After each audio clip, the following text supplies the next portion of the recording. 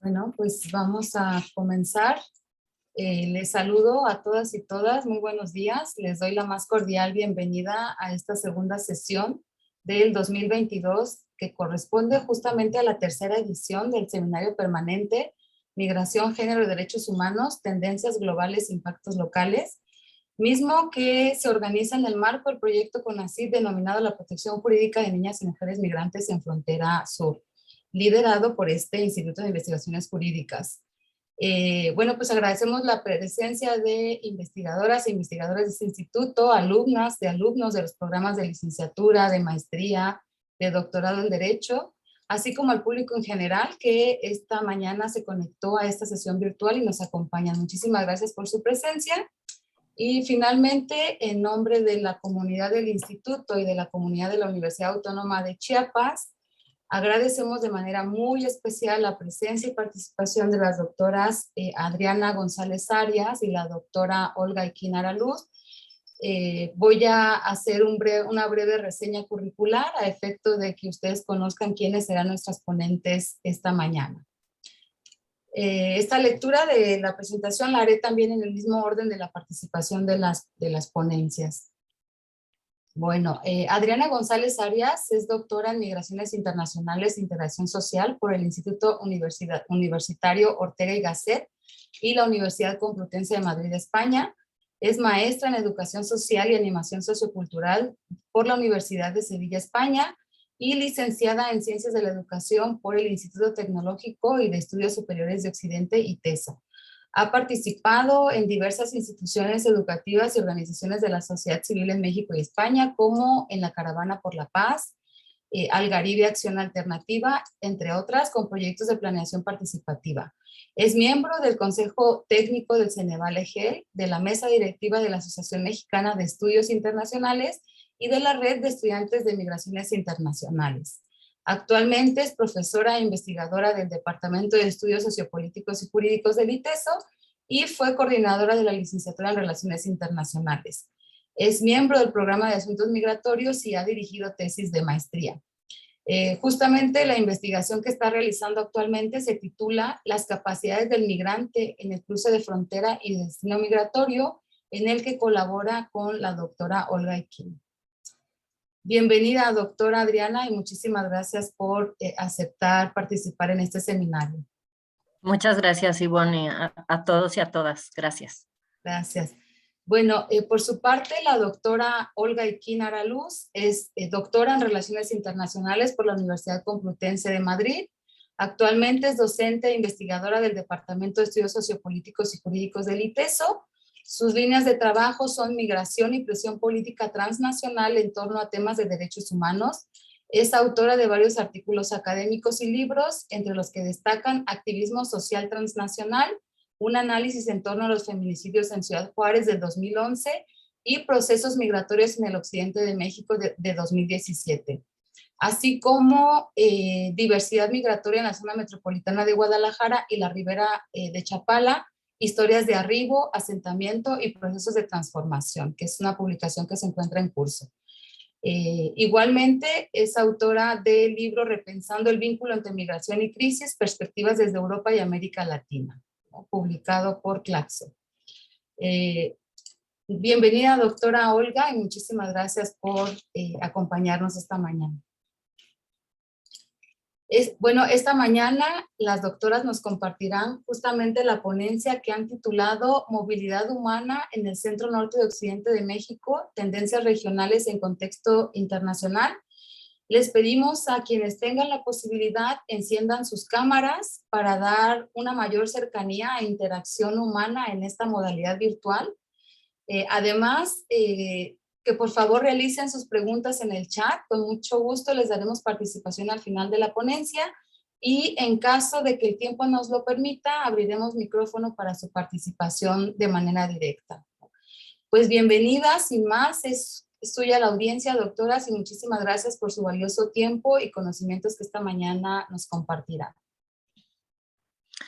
Pues muchísimas gracias por esta cálida presentación. De verdad estamos muy contentas de poder compartirles el trabajo que estamos realizando actualmente. Ya ahí se ve la presentación. Y bueno, nosotros, pues como ya bien lo dijo Ivonne, le dimos como título a la ponencia, Movilidad humana en el centro norte del occidente de México, tendencias regionales en contexto internacional. Y esto tiene que ver por la investigación que nosotros realizamos actualmente, que no estaba referenciada en la semblanza, pero bueno, ahorita les voy a platicar con más detalle. Bueno, el contenido, vamos a empezar dando unos antecedentes de lo que hemos estado haciendo.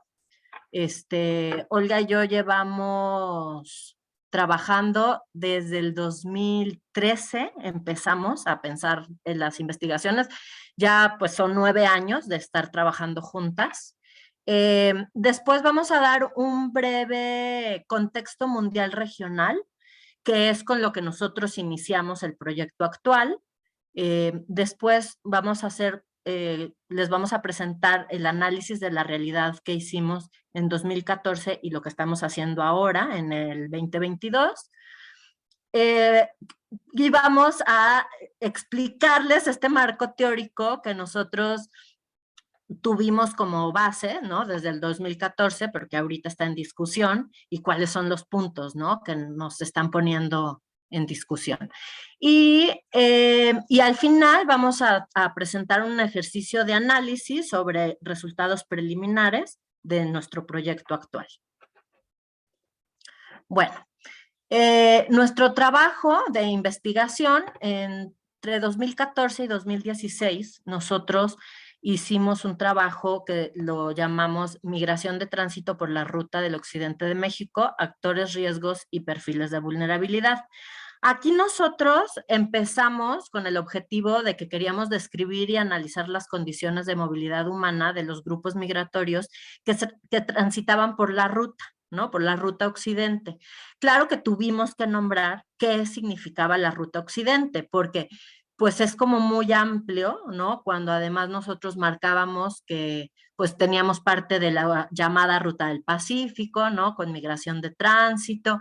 Entonces dijimos, a ver, ¿a qué le estamos llamando el occidente y por qué nos estamos basando en esa ruta? Entonces, principalmente era a partir de Guanajuato hasta Sonora, ¿no? Sonora y Baja California, pero nosotros solamente seguimos la parte que tenía que ver por las rutas del tren, ¿no? O sea, esa fue nuestra delimitación, por las rutas del tren que iban del centro, ¿no? De México hacia el norte. O sea, nuestra mirada fue eso, mirar a las personas que estaban en estos trayectos del centro al norte.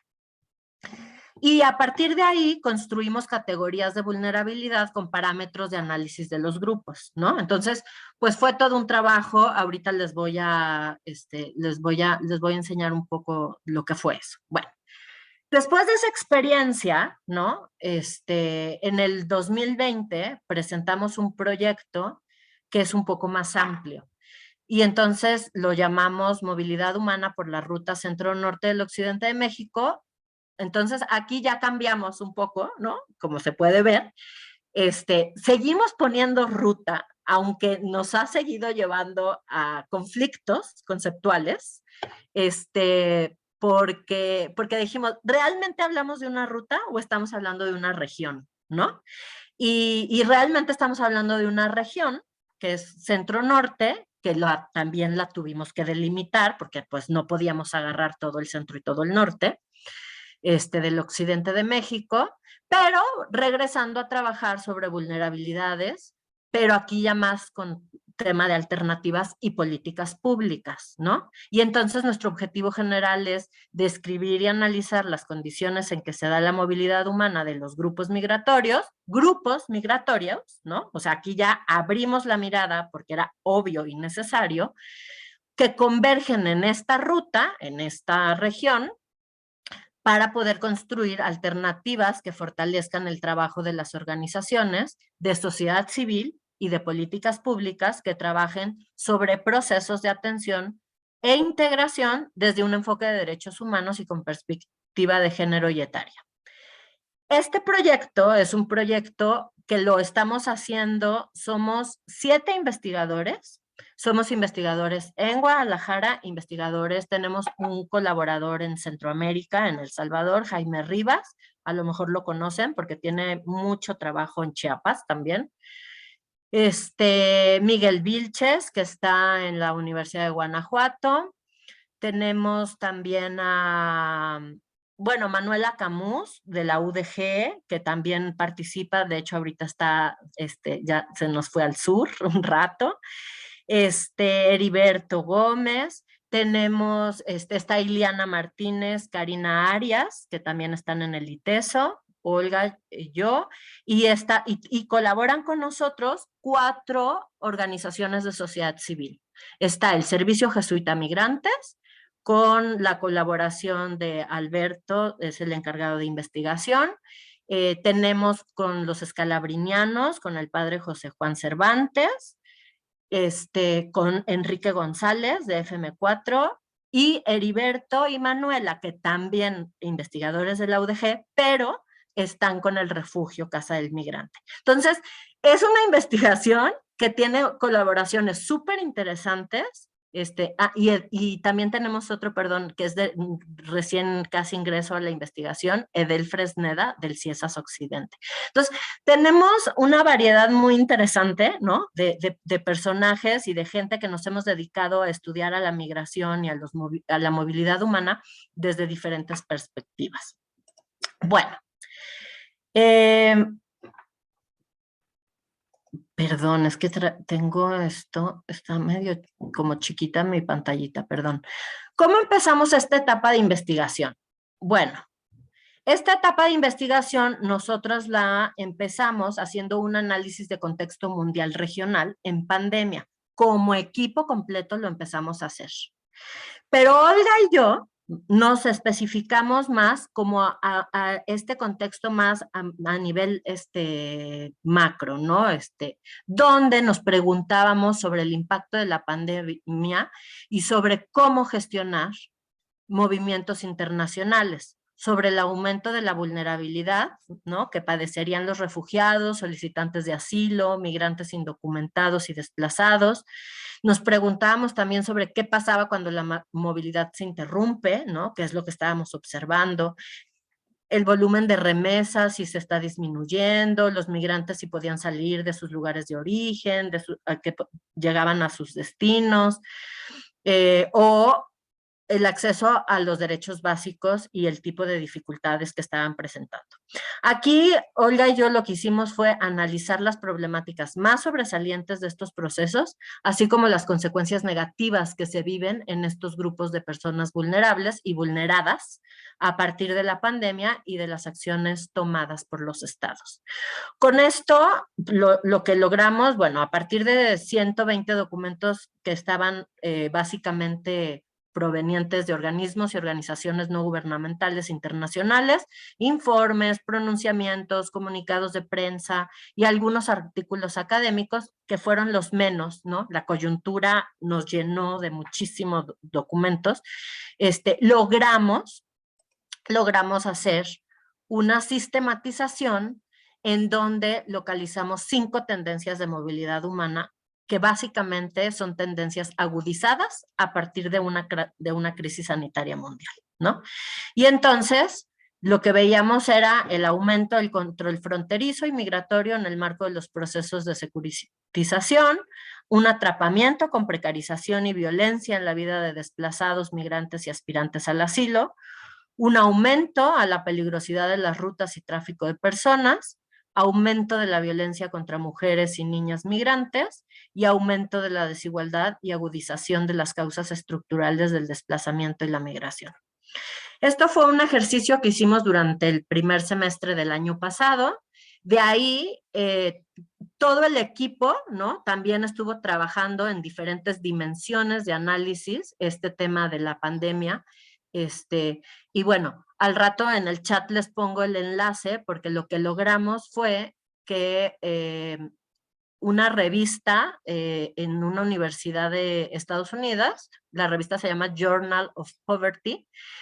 Nos dedicó, nos regaló un número especial para poder publicar este trabajo que estábamos haciendo como equipo de investigación. Entonces, al rato les pongo el enlace, porque además, muy interesante, que, bueno, los norteamericanos generalmente luego estas revistas las limitan, nos dieron el Open Access por un tiempo determinado y hoy todavía sigue el Open Access, entonces pueden bajar todos los artículos de manera gratuita, pero bueno, esto es como, fue un pequeño anuncio. Bueno, sobre las consideraciones finales sobre este contexto mundial regional, pues nosotros lo que vimos es que en tiempos de crisis se pueden observar con mayor nitidez los efectos nocivos de ciertas políticas y paradigmas migratorios. No somos las primeras que lo hemos dicho, habemos muchos autores que estamos trabajando sobre este tema, ¿no? Pero bueno, para nosotros la verdad fue muy satisfactorio, ¿no? Poder observar y constatarlo, aunque no nos gusten los resultados, obviamente, ¿no? Humanamente hablando. Entonces, bueno, aquí nosotros lo que ponemos es el paradigma de securitización, las políticas restrictivas, la externalización de fronteras, permean el manejo generalizado de la migración en el mundo, ¿no?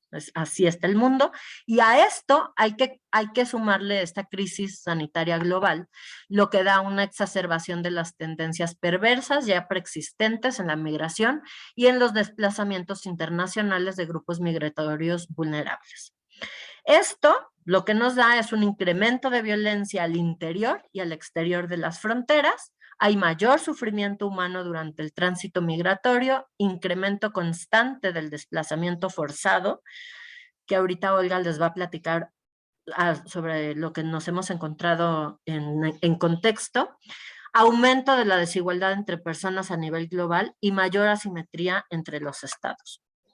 Ahora tenemos que repensar, obviamente, ese viejo dilema, que ya lo deberíamos de haber repensado desde hace mucho, pero que no lo logramos, sobre la seguridad nacional frente al respeto de los derechos humanos, aplicado al tema migratorio, haciendo especial énfasis de generar formas diferentes que logren una gestión de la migración desde los estados, en diálogo con otros, y que se usen y respeten los instrumentos internacionales para lograr estos procesos más justos y humanos para las personas con necesidad de cambiar su lugar de residencia. El análisis de la realidad que nos ha llevado a cuestionarnos y a estar como muy presentes en todos estos temas también,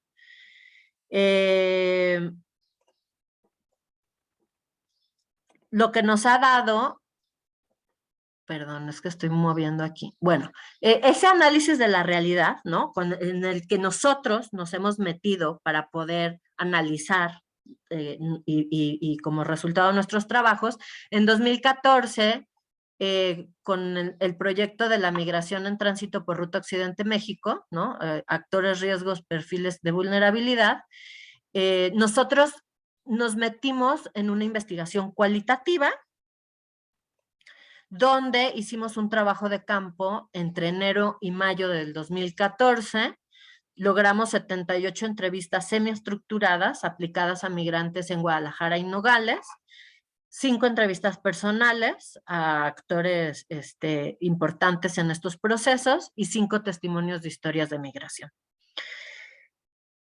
Del 2014 saltamos al 2016 a meternos a revisar temas sobre qué pasaba con las personas ya que llegaban a la frontera norte y qué pasaban en el intento de cruce y cuando llegan a Estados Unidos, ¿no? Entonces ahí es ese proyecto que se mencionó hace ratito en la semblanza sobre migrantes indocumentados en y tras el cruce de la frontera Sonora-Arizona, vulnerabilidad y factores de supervivencia, que es una consecuencia de este otro proyecto que empezó en 2014. Aquí, en 2016, analizamos 6 trayectorias migratorias de mexicanos y centroamericanos y en su experiencia durante y tras el cruce de frontera Sonora, de esta Sonora y Arizona.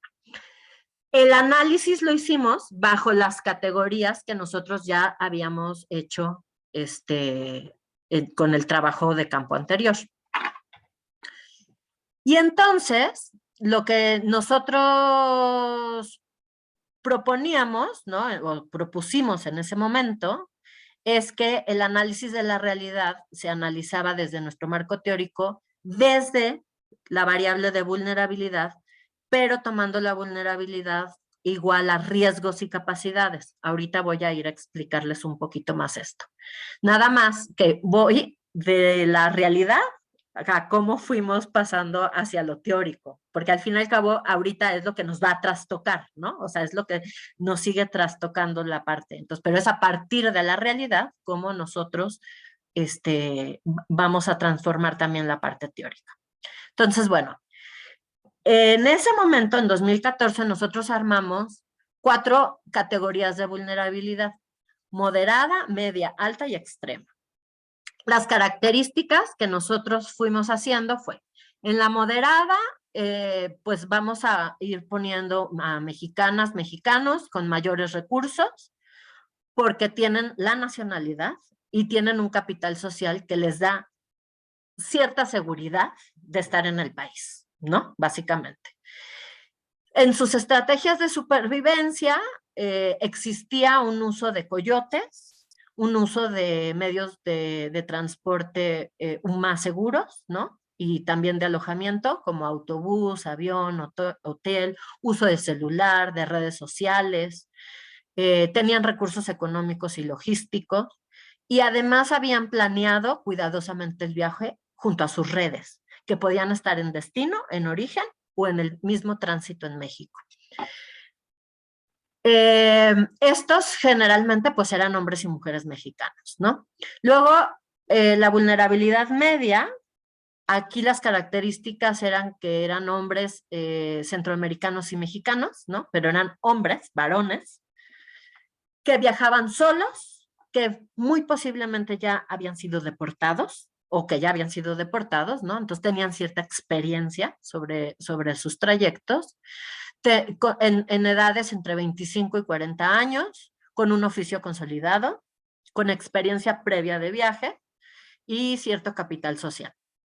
Y sus estrategias de supervivencia se iban hacia ahorrar, trabajar durante el camino, charolear, viajar en autobús o en tren, hacer vínculos espontáneos durante el viaje, hacer uso de coyotes para cruce de fronteras con estrategia en tren, información y tenían también o contaban con información de otros migrantes y otras fuentes.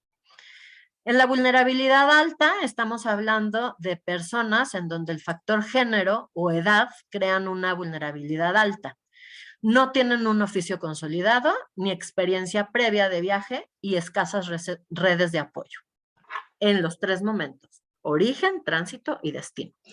Las mujeres, por ejemplo, bueno, en esto de grupos y nacionalidad, ¿no? Que es personas con una vulnerabilidad, pues observamos mujeres centroamericanas, jóvenes, entre 18 y 24 años, o menores acompañados y personas de mediana edad, entre 40 y 57 años, de ambas nacionalidades. Y entre sus estrategias veíamos pues que hay una escasa planeación del viaje, hay una información y consejos de otros migrantes, sí piden limosna, ¿no? Charolean, tienen vínculos espontáneos durante el trayecto, viaje predominantemente en tren, salvo por las estrategias de algunas mujeres. Y en la vulnerabilidad extrema vemos una conjunción de varios factores, donde está el género, la edad, la inexperiencia laboral y de viaje, capital social que no abona al proyecto migratorio, violencia en país de origen, más circunstancias personales desfavorables y de muy pocas redes, y sus estrategias son básicamente una planeación muy escueta, uso de estrategias como en las categorías anteriores, pero con más limitaciones, viaje casi siempre en tren y muy poco acceso a la información, ¿no? Y entonces aquí vemos a menores no acompañados y mujeres en situación agravante de ambas nacionalidades, ¿no? A lo mejor que viajaban hasta con la persona que también sufrían algún tipo de violencia, etcétera, ¿no? Había había un montón de historias complicadas de narrar y de especificar ahorita. El análisis de la realidad, ahorita, en el 2021, que empezamos a hacer trabajo de campo, pues nosotros decidimos con este nuevo proyecto, pues que teníamos que hacer un comparativo con los niveles de vulnerabilidad que teníamos y tenemos que ver si estas categorías con estas características que describimos son suficientes o qué tiene que cambiar, ¿no? Y justamente estamos en ese proceso. La estrategia metodológica que estamos siguiendo ahorita es igual, una investigación cualitativa. Estamos haciendo trabajo de campo que empezamos desde octubre del año pasado y esperemos terminarlo en marzo, no sabemos todavía. Igual estamos haciendo las entrevistas semiestructuradas. El instrumento que utilizamos fue nuestra base, en 2014 fue nuestra base, modificamos algunas cosas, pero es una base, ¿no? Porque si no, no podría ser comparable. Y se está aplicando a personas en situación de vulnerabilidad y en contexto de movilidad humana en Guadalajara y Tijuana. Ahora no nos fuimos para Nogales. Sí vamos a hacer trabajo en Nogales, pero va a ser otra etapa. También vamos a tener entrevistas a informantes clave, ¿no? Organizaciones de sociedad civil y académicos. Y además estamos con esta parte de entrevistas a personas en movilidad humana, Guanajuato, Nayarit y Nogales. Entonces va a ser un trabajo enriquecido, ¿no? Por cantidad de entrevistas y todo. Bueno, el marco teórico no me quiero meter a profundidad, nada más les quiero platicar un poco por dónde van nuestras discusiones.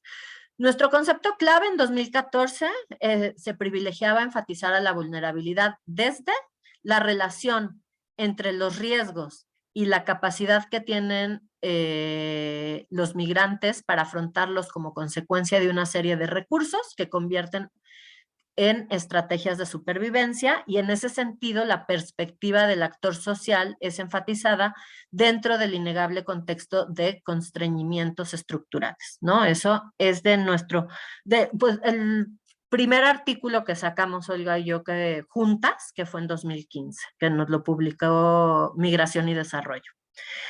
Basándonos en la perspectiva, este concepto estaba basado en la perspectiva del actor social, ¿no? De Castles, de Giddens, y las capacidades son enfatizadas, ¿no? Y por eso nosotros hablamos tanto de capacidades.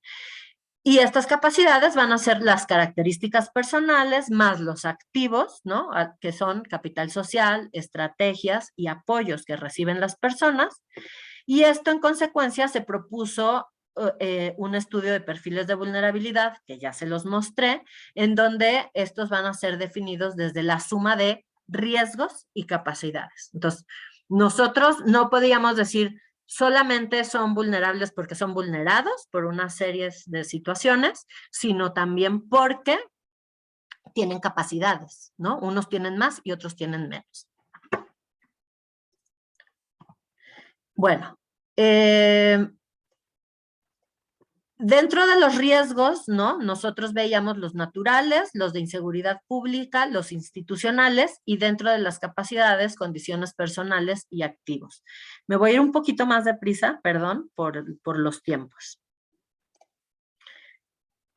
En nuestro marco teórico que está en discusión, que son nuestros retos actuales, ¿no? Es que nos preguntamos quiénes son vulnerables y por qué. En esto nos estamos basando, por ejemplo, actualmente en Buso, que determina que las personas, grupos y comunidades son vulnerables en mayor o menor grado, ya sea por factores ambientales, demográficos, socioeconómicos, políticos, jurídicos y culturales, entre muchísimos otros motivos que van a involucrar riesgos e inseguridades, condicionando el grado y tipo de vulnerabilidad. Entonces, aquí estamos agregando un poco más, ¿no? Estamos metiendo el concepto de vulnerabilidad acumulada, ¿no? Que es la suma de estos diferentes procesos de vulnerabilidad en la que el migrante convive en relación con instituciones, grupos y personas concretas, que les presentan diferentes escenarios de riesgo desde el origen, durante el tránsito, cruce de fronteras y establecimiento de país de destino.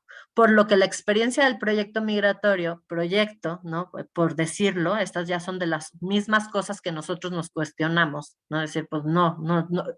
Cuando hay procesos de migración, con este tipo de situaciones, ¿no? De violencia, pues no hay un proyecto, ¿no? Es una cosa que se da en otros contextos. Pero bueno, en estas experiencias, ¿no? De movilidad humana, ahorita ya le cambiaría, se vive en una acumulación de vulnerabilidades y de desvanecimientos de poder. Estamos metiéndonos, obviamente, a la perspectiva de la interseccionalidad, ¿no? Donde los recursos materiales e inmateriales de los y las migrantes, así como sus características personales, condicionan su posicionalidad en la estructura social y su capacidad de agencia. En este sentido, hay ciertas características que se pueden medir durante la investigación de campo, tales como la edad, el sexo, construcción social de género, la salud, la etnia, la clase social, la nacionalidad y la condición migratoria. Actúan como secciones o clasificaciones sociales que a su vez configuran determinadas relaciones de poder.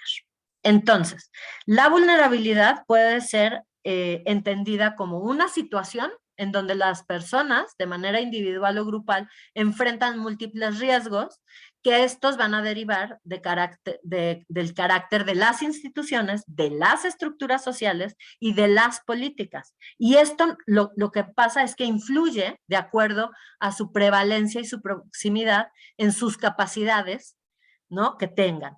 Cómo acceder a estructuras de oportunidades, disponer de activos, establecer estrategias y posibilidades para evitarlos, o para movilizar recursos, aspectos necesarios para la reproducción social. Esta definición lo que nos va a permitir explorar es qué grupos son vulnerables y frente a qué tipo de riesgos, qué estrategias son plausibles para desarrollar capacidades en los sujetos, de modo que puedan establecer estrategias y posibilidades que puedan evitarlos, pensando en la etapa posterior de aplicación del conocimiento, ¿no? Obviamente. ¿Y cuáles dimensiones son las más relevantes en cuanto a la causación de la vulnerabilidad en el proceso migratorio, familiar, política o de mercados, ¿no?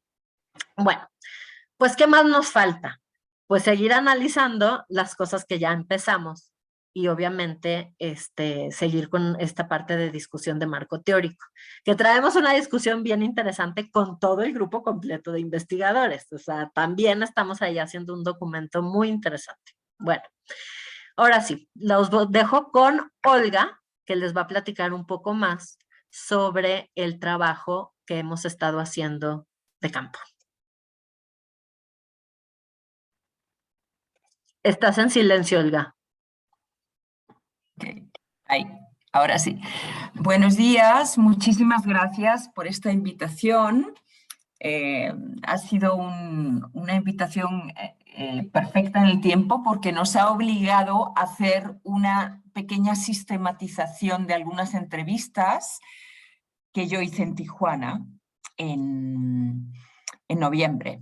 Entonces, bueno, el seminario ha sido como el estímulo para decir, bueno, para el seminario tiene que estar sistematizada al menos este pequeño conjunto de entrevistas.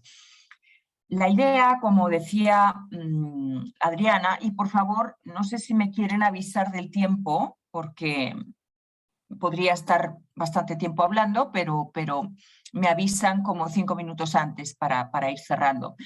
La idea fue, si bien habíamos hecho ya unas radiografías de lo que había sido esta ruta del occidente de México, esta ruta migratoria, una ruta que por otro lado no se había escrito sobre la ruta de Occidente. Entonces, en este sentido fue novedad, ¿no? Empezar a trabajar esta ruta, trazarla y ver qué actores y por qué llegaban ahí, ¿no? Y con qué dinámicas. Lo interesante aquí es que fue como una radiografía del momento de esta es la ruta, estos son los actores, estos son los riesgos que viven durante la ruta. Y estas son las estrategias que pueden implementar, ¿no? Desde este punto de vista, en nuestro marco teórico, en donde la vulnerabilidad sí es un estado de indefensión ante una serie de riesgos que son estructurales, que son institucionales, en fin, que tienen varias dimensiones, pero que el ser humano, con su capacidad de resiliencia, también es capaz de tener un margen de creatividad frente a situaciones bastante extremas, ¿no? Sin embargo, en la realidad, en el 2021-2022, pues parece que nos indica otro tipo de situación actual, ¿no? Entonces nos pareció muy interesante ver una comparación 6, 7 años después de cómo en México se ha ido complejizando mucho lo que es digamos, el arribo migratorio, los procesos, las dinámicas, los riesgos, ¿no? Entonces, bueno, este fue el objetivo de parte del proyecto, ¿no? Y volver a retomar esta misma trabajo con esas lentes, aproximarlas o agudizarlas un poco para poder leer la realidad actual, ¿no? Y vemos que necesitamos realmente agudizar las lentes, porque las cosas han cambiado y a lo mejor no nos sirven las mismas lentes, y en eso estamos. El caso es que el ejercicio que les quiero presentar hoy es una pequeña sistematización de 21 entrevistas que yo hice en Tijuana. Hicimos 50 en total, pero yo he tenido acceso a las mías, que han sido 21. En Tijuana, entre el 8 y el 13 de noviembre, en 7 refugios distintos. ¿Qué nacionalidades, para empezar a hablar de la gente que estuvimos entrevistando? Pues tuvimos a gente de México, 8 personas de México, 2 de Guatemala, 3 de Honduras, 5 de El Salvador, 2 de Haití, 1 de Jamaica. Lo que buscábamos era una diversidad para poder ver el espectro completo, ¿no? Era fácil en un momento determinado estar en lugar de solo deportados mexicanos de Estados Unidos, entonces tener las 21 entrevistas casi de solo deportados, pero por eso estuvimos en varios refugios, porque queríamos esta diversidad para poder captar el panorama, ¿no? Buscamos africanos y no fue fácil encontrarlos, de hecho no los encontramos. También íbamos con un programa un poquito justo en tiempos, ¿no? Hombres fueron 10 y mujeres 7 y personas dentro de los grupos LGBT 4. Una de las cosas así que salta rápidamente en los primeros análisis es que el 61.9% de las personas viajaban con familia. Esto frente a lo que hicimos hace 7 años, donde había mucha más gente sola, nos llamó la atención, ¿no? Este 62%. Y más de la mitad dentro de este 61% o 62% son predominantemente mujeres y personas LGBT que viajan solas con sus menores. Y después tenemos otro 38% dentro de este 62%, otro 38% de familias biparentales, es decir, grupos familiares donde está el padre, está la madre y están los hijos. Pero predomina este grupo de mujeres y personas LGBT solas, con lo cual aquí ya hay un análisis de género que va saltando a la vista. Podemos irnos para adelante, Adriana. Bueno, como decía, llama la atención el número de familias encontradas en el grupo de entrevistados, y dentro de las familias encontramos más mujeres y lesbianas, concretamente lesbianas que habían tenido hijos. Algunas eran hombres trans, otros eran lesbianas, sencillamente que viajan solas con sus menores. Esto, en principio, estamos hablando de un nivel de vulnerabilidad mayor, ¿no? Porque la cuidadora es solo una, ¿no? Esto, cuando entrevistamos a hombres con familia, normalmente viajaban también con sus esposas, lo que sugiere que las responsabilidades del cuidado ya no recaen solo sobre una persona. Después habría que analizar si en estos grupos familiares biparentales quién tiene más el cuidado de los hijos, ¿no? Pero en principio llamaba la atención esto. ¿Podemos pasar a la siguiente? ¿Qué encontramos? Pues encontramos una variedad de situaciones, ¿no? Encontramos mucho deportado mexicano, mucho desplazado interno mexicano. De hecho, tuvimos en un momento determinado que juntarnos el equipo y decir, ¿sabes qué? Es que puro desplazado interno, ¿no? Necesitamos tener más espectro. Está muy bien tener al desplazado interno porque está en la ruta. Y hay un fenómeno de desplazamiento interno en este país muy grueso por el nivel de violencia que ha ido escalando, incluso desde hace 7 años, ¿no? Encontrábamos el centroamericano, que ya habíamos encontrado anteriormente, que acaba en la ruta de Occidente, pero que no viajó por la ruta de Occidente. Casi todos los centroamericanos que encontramos en nuestro grupo era gente que había hecho la ruta del Golfo, había cruzado, se había intentado entregar a la migra de Estados Unidos para poder pedir asilo político, pero les habían ejecutado una devolución en caliente. Los habían mandado en avión a Tijuana y los habían soltado. Los sueltan, el INM es avisado, avisa a los refugios y los llevan rápidamente a los refugios. La mayoría de estos centroamericanas estaban en este estatus de tránsito varado y con intención de solicitar asilo en Estados Unidos o en México, pero con un nivel de incertidumbre enorme y con un nivel de falta de acceso a la información acerca de qué podían hacer en su estatus enorme, ¿no? Después entrevisté en este grupo a dos haitianas que venían de la ruta larga migratoria, es decir, desde el 2010 Haití, a partir del famoso terremoto, empieza a empieza como a expulsar mucho migrante que por condiciones coyunturales favorables se van a Chile y se van a Brasil. Condiciones de gobiernos favorables, condiciones de crecimiento económico que se acoge en esos momentos a estas olas de haitianos.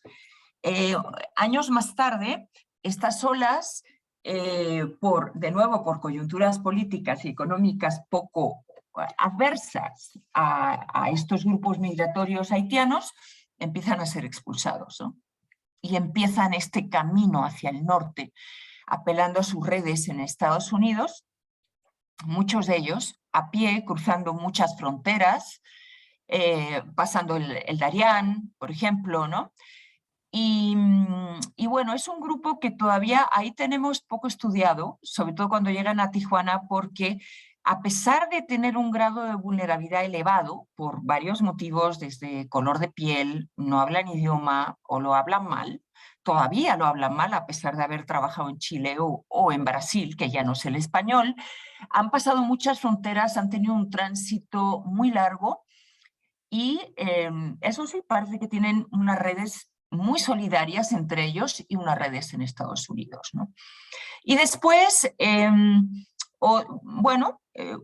una persona LGBT, hubo un grupo LGBT grande, de varias nacionalidades, concretamente tuvimos, de Jamaica había una persona LGBT, ¿no? Solicitante de asilo en Estados Unidos, pero en el refugio Arcoiris, que era uno de los refugios LGBT, porque la discriminación en los mismos refugios, digamos, normales o corrientes es bastante elevada, entonces se arman sus propios refugios. ¿Podemos darle, por favor, a la siguiente? Bueno, esta es una foto hecha por un investigador de élite de la Ibero Tijuana del refugio Embajadores de Cristo. Tiene como 1.200 personas actualmente ese refugio. Es impresionante el nivel de hacinamiento, aunque el lugar es muy grande y el espacio exterior es muy grande, ¿no? pero el nivel familia, y podemos ver la cantidad de niños, la cantidad de familias, de mujeres que están con los niños, no vemos tanto hombre. Ya ahí ves un poco esa diversidad, ¿no? Aunque aquí en este refugio había haitianos, había papás solteros con niños, poquitos, pero había, y varias nacionalidades, desplazados internos, deportados, había un poco de todo. Bueno, sí, pasamos a ese. La sistematización que les voy a presentar un poquito más adelante se fijaba en estos indicadores de vulnerabilidad, ¿no? Además de los riesgos, que también tenemos que construir un mapa de riesgos, veíamos elementos que confieren vulnerabilidad, como la nacionalidad. No es lo mismo ser mexicano en tu propio país con documentación, acceso a trabajo y moviéndote a lo mejor porque eres un desplazado interno, a tener otra nacionalidad que te confiere un estatus posiblemente de indocumentación o un idioma que no hablas, como el caso de los haitianos. Se tuvo en cuenta el género. No es lo mismo ser heterosexual o ser mujer, con el nivel de vulnerabilidad más elevado por todos los riesgos de acosos y de violencias ejercidas por una cuestión de ser mujer, o ser LGBT, que también tienen un nivel de acoso y de violencia elevadísimos. Y en las entrevistas salía muchísimo, ¿no? La situación familiar es otro factor de vulnerabilidad. No es lo mismo viajar sola o solo que a cargo de 2 pequeñitos o de 3 pequeñitos o de un niño de 3 años. La edad es un factor de vulnerabilidad. No es lo mismo tener 25 años que tener 55 o ser menor, ¿no? A la hora de emprender el viaje, evidentemente eres presa de muchas más situaciones de violencia. El perfil étnico, no es lo mismo ser indígena que tener el color de piel negro, o ser blanco o blanca, o ser moreno. Cada uno tiene digamos, sus características a la hora de enfrentar el medio, ¿no? La salud es otro indicador importante de vulnerabilidad, porque entre estas poblaciones encontramos gente pues, con un nivel de salud emocional muchas veces realmente terrible, con depresiones enormes, o mujeres muy lastimadas por la violencia que han vivido, o una salud física, niños que traían problemas concretos, o gente con discapacidad directamente, ¿no? El oficio, la condición socioeconómica. No es lo mismo saber hacer un oficio en la construcción que no haber salido nunca o poco al campo de trabajo, con muchísimas mujeres sin oficio consolidado ni educación.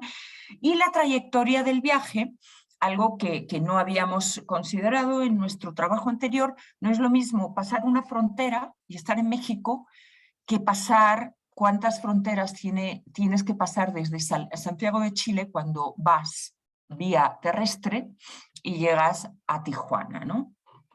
O el estatus jurídico, que ahora se diversifica de acuerdo, se ha complejizado el nivel de grupos y de migración, pues se complejizan los estatus jurídicos. Gente documentada, indocumentada, con documentación para extranjeros, que puede llevar o no puede llevar el acceso a trabajar o no en México. Esto es un elemento importantísimo, porque cuando estás varado en una frontera como Tijuana y sí estás documentado, pero no tienes acceso a trabajo, pues estás en una situación muy complicada, ¿no? Y a lo mejor tienes niños que cuidar y no puedes salir a trabajar tan fácilmente. Entonces, bueno, por supuesto, capital social, nivel de redes, de apoyos, planeación, acceso a la información. A diferencia del 2014, el acceso a la información, ahora todos llevan celular, todos llevan algún acceso a plan para ver un Google Maps, aunque no todo el mundo lo mira. Pero el acceso a la información de cómo es el acceso a tu estatus jurídico, asilo político, etcétera, etcétera, es distinto, es inexistente casi, ¿no? Si nos vamos a ese nivel de acceso a la información, a la tecnología, sí lo hay, pero la información en base a la cual tú puedes tomar decisiones acerca de tu vida, esa ya no existía en casi nadie, ¿no? Adelante, por favor. Bueno, si vemos de estas 21 entrevistas, vemos lo primero que me llama la atención es que ya no vemos vulnerabilidad moderada, es decir, todos son vulnerables en este tránsito, porque además trabajamos con gente con un nivel de vulnerabilidad, pero ya no vemos la moderada que veíamos en el 2014. En la media seguimos viendo a hombres, o hombres con familia, porque este fenómeno de la familia pues está fuerte, pero son hombres de familias biparentales. No es lo mismo la familia biparental que la familia monomaternal, como dicen por ahí también, ¿no? Y después hombres solos, que de nuevo se pueden mover rápidamente, pueden cruzar a pie una frontera. En la alta vemos de nuevo una presencia grande de mujeres, mujeres solas con menores, o mujeres a lo mejor en familias biparentales, como en el caso de Haití, de las 2 mujeres de Haití. Una mujer estaba sola, pero sí tenía una vulnerabilidad alta porque no tenía acceso a trabajo, porque había tenido un viaje en avión. Estas 2 familias, o la mujer sola y la mujer con familia biparental, habían hecho el trayecto en avión, no lo habían hecho por tierra. Esto también les confiere una ventaja frente a las familias que lo han hecho por tierra, ¿no? Pero no obstante, elementos como el color de piel, el no acceso al trabajo, el no hablar español, el nivel de discriminación a la hora de buscar cosas, pues las confería una vulnerabilidad alta que se calificó como alta, ¿no? Y en la extrema, de nuevo, los indicadores se acumulan, ¿no? El tener ser una persona LGBT que también, aparte de ser LGBT, con toda la discriminación y violencia que conlleva desde origen, porque muchas de estas personas salen huyendo precisamente por este acoso y esta violencia ejercida por grupos, por maras, violencia social en general, ¿no? Y que estaban viajando también, a menudo se cruza con viajar con menores. Se cruza en el caso, por ejemplo, de una persona LGBT, en ese caso es una persona mujer trans mexicana, pero se cruza, que es LGBT. No tenía hijos, es mujer trans. No tenía hijos, pero es deportada, Dreamer, de Estados Unidos, después de haber vivido muchísimos años en Estados Unidos. No tiene identidad en Estados Unidos, no tiene identidad en México. Se establece en Ciudad Juárez, es desplazada interna porque es acosada por grupos del narcotráfico, entonces ya se juntan, y una persona con adicción, es decir, el tema salud. De nuevo, estas capas de vulnerabilidad se juntan para hacer que, siendo que es mexicana, no obstante, está en una extrema, ¿no? Una vulnerabilidad extrema. Bueno, los demás casos no se los platico porque no tenemos ahora tiempo para hacerlo, pero en general era gente que reúne varios indicadores que se acumulan, ¿no? Vemos que, si vemos de nuevo el análisis por género, vemos que, adelante, sí, ahí estamos, que los hombres, el 90% de los hombres están en media, aunque viajen con familia, tienen a sus mujeres de apoyo en la familia, y eso, bueno, pues el cuidado culturalmente casi siempre se desplaza hacia las mujeres. En alta tenemos a un 10%, porque de alguna forma ahí se acumularon otros factores de vulnerabilidad, como podía ser alguien con un nivel de depresión fuerte. Y en las mujeres vemos que el 45% lo tenemos en alta, un 27% lo tenemos en media y un 27% lo tenemos en extrema. Aquí vemos, frente al estudio que hicimos hace 7 años, que la campana de Gauss, que era más o menos bajo y moderada, alto, en media y en alta y más o menos bajo en extrema, cambia. Esa curva cambia. No hemos detectado de momento en esta mini sistematización a nadie moderada. Vemos que sí, la mayoría está en alta y extrema, pero, en media y en alta, con este reparto de género, y vemos que en extrema sí se eleva el nivel de vulnerabilidad. ¿Podemos pasar a la siguiente? Bueno, ¿qué encontramos? Pues aquí vemos que en vulnerabilidad media, moderada no encontramos, en la media vemos predominantemente hombres, que ya sean centroamericanos, solos o con familia, mujeres pero en familias biparentales, con lo cual de alguna manera hay un poco más de arropo y de redes también, deportados mexicanos que tienen un nivel de desarraigo fuerte y muchos de ellos han pasado por la cárcel previamente, estos hombres que se entrevistaron, un nivel de desubicación fuerte y también a veces se junta con un nivel de adicción. Pero, sin embargo, están en su país, consiguen papeles en su propio país, México, son hombres que traen un oficio, además, aunque hayan sido deportados, pero trabajaban pues, en construcción o trabajaban en algunos oficios que de alguna manera sí pueden implementar en México, aunque hay este nivel de desarraigo aquí. O, por ejemplo, estas familias que son deportadas o que son desplazadas internas desde México, que sí traen un nivel de vulnerabilidad importante, pero finalmente sí están documentados, con lo cual el nivel de extorsión y acoso, digamos, institucional y de grupos no va a ser tan elevado como alguien que es extranjero y carece de esa documentación y tienen acceso al trabajo, ¿no? Y bien o mal, todavía hay alguna red en su propio país o en Estados Unidos, ¿no? En la alta, pues vemos predominantemente, como hemos dicho, mujeres centroamericanas, las haitianas también, fueron 2, es todavía muy poco para poder hacer digamos, dar más características de vulnerabilidad de este grupo, porque en otras entrevistas de gente que conoce al grupo dice que traen unas estrategias y un nivel de red muy elevado, con lo cual eso quizá al grupo haitiano va a haber que seguir estudiándolo bien, ¿no? Porque tiene unas peculiaridades muy distintas al grupo de centroamericanos, me decían los investigadores entrevistados en Tijuana. Es que el centroamericana se va a refugio.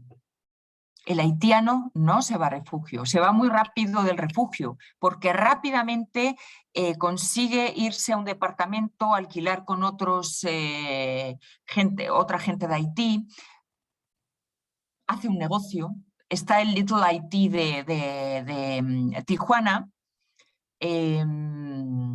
cocinan, tienen restaurantes, tienen pequeños negocios, venden, son innovadores, ¿no? Entonces, esto me llamó mucho la atención, es decir, evidentemente yo no pude captar todavía esta realidad de estos grupos, pero se mueven de una forma muy distinta, ¿no? Traen trayectorias muy distintas. Y después en extrema, pues ahí estaba o mujeres directamente heterosexuales, pero solas, con sus hijos, indígenas en algunos casos, que también es otro cruce, este perfil étnico del indígena, de la indígena, que está sola, que está con sus hijos, que huye de una situación de violencia del marido, por ejemplo, también. Entonces ya se van cruzando una serie de elementos ahí que te la hacen extrema, ¿no? LGBT, de nuevo, huyendo de ciertas violencias, con hijos también, pequeños, indocumentados o indocumentadas, normalmente siempre en femenino esto, o no hablan el idioma, indígenas que no hablan el idioma incluso, o lo hablan muy mal, ¿no? O también pueden ser desplazados internos, que están en esta situación de extrema vulnerabilidad. ¿Podemos pasar a la siguiente, por favor? Y última. Bueno, aquí empecé este comparativo. Va a haber mucho trabajo que echarle, sobre todo porque también en el marco teórico queremos meter la interseccionalidad, que de alguna manera ya la habíamos hecho, sin llamarla de esa manera, ya la habíamos implementado en 2014, porque la posicionalidad en esta estructura social, que sigue siendo un desplazamiento forzado o una migración, o como queramos llamarle, que ahora ya está en jaque cualquier el nombre que le demos, porque la realidad nos vuelve a interpelar a las categorías que las y los investigadores creamos, pues finalmente estas capas de vulnerabilidad te generan este posicionamiento en una estructura social más o menos favorecido de acuerdo a todos estos elementos que te generan vulnerabilidad, ¿no? En el análisis de la ruta en 2014 teníamos perfiles más homogéneos, predominantemente mexicanos y centroamericanos. Ahora traemos unas nacionalidades nuevas en la ruta, al menos de Occidente, como haitianos, africanos. Bueno, en Tijuana yo creo que desde hace mucho tiempo ha habido otras nacionalidades, ¿no? En este final de ruta. Nosotras no habíamos hecho entrevistas en Tijuana, entonces no habíamos captado tantas otras nacionalidades, pero normalmente estamos hablando se han sumado las haitianas, se han sumado los africanos, ¿no? Esta mayor visibilidad de las personas LGBT, quizá porque también son grupos que saben organizarse y tienen redes de apoyo importantes en términos de sociedad civil. Y ahora están visibilizadas y ahora tienen sus refugios y ahora las caravanas crean estos grupos de protección por la violencia a las que son sometidas estas personas, ¿no? También este fenómeno tan importante del desplazamiento interno de los mismos mexicanos, ¿no? Indígenas, también gente, digamos, estándar mexicana en la zona rural, gente modesta, pero gente que vivía, pues, más o menos la hacía, ¿no? Y es desplazada interna. En la ruta del 2014, el 80% de los entrevistados caía en los rangos medios de vulnerabilidad, media y alta, lo cual no quiere decir que sea poca, sino que es una categoría creada, ¿no? Y una porción menos en la extrema. Ahora vemos que el 71% cae en los rangos medios de vulnerabilidad, es decir, menos gente está en la media, hay ausencia en la moderada, hay un incremento en la extrema, ¿no? Estamos hablando de que hay grupos que están en una situación complicada, ¿no? Más gente está en más vulnerabilidad.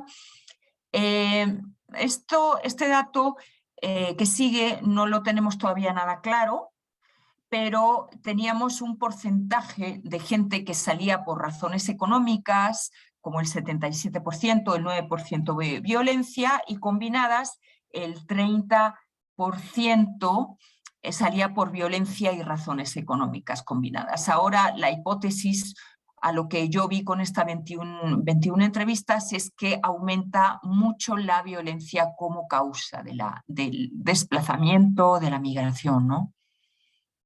Bueno, pues yo lo dejo ahí de momento para poder dar lugar a una buena dinámica